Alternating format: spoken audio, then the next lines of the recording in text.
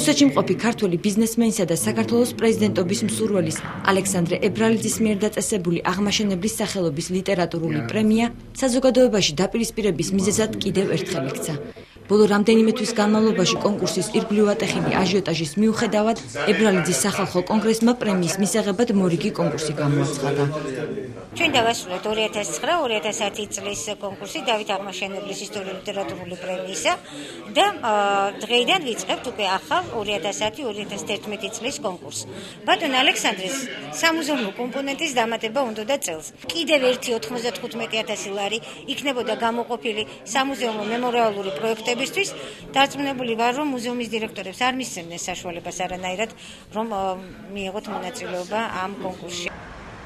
კულტურის სამინისტროში ამ თემასთან დაკავშირებით კომენტარს არავინ აკეთებს, იმ მიზეზით, რომ საკითხს სერიოზულად არ განიხილავენ.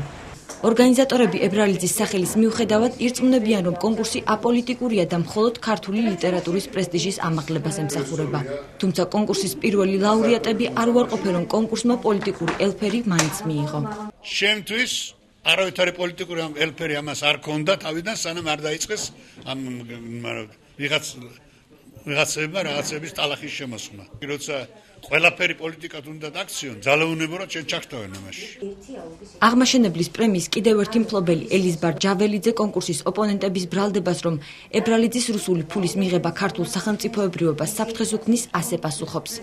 თუ ეს კარგი დალოცვილი შვილები რუსულ ფულს გაურბიან, მაშინ ჩვენი პრემიებიდან რატო 25,000 გადარიცხეს? გადარიცხეს 20% გადარიცხეს და სახელმწიფო მიითვისა, ის რუსული ფული არ არის და ჩვენ რო ვიღებთ რაღაცა გაჭირებული ხალხი, შეჭირებული შემოქმედნი, ეს რუსული ფულია? ალექსანდრე ებრალიძის ქველმოქმედების არჩერა ფილოსოფოს ზაზა ფირალიშვილს. ის ფიქრობს, რომ პეტერბურგელი ბიზნესმენი განაწყენებული ქართული ინტელიგენციის გადაბირებას და ამით საქართველოში დასაყრდენის მომზადებას ცდილობს. ზაზა ფირალიშვილის საზოგადოების იმ ნაწილს მიეკუთვნება, ვინც მიიჩნევს, რომ ებრალიძის მიერ დაფინანსებულ კონკურსში ქართველი მწერლები არ უნდა მონაწილეობდნენ. პირადად მე არ მივიღებდი მონაწილეობას მსგავს კონკურსში, ნამდვილად არ მივიღებდი, იმიტომ რომ ვიცი რა ფონი უძღვის ამას წინ. რომ ეს არ არის ზრუნვა ქართულ ეროვნულ კულტურაზე, ქართულ ეროვნულ სულიერებაზე.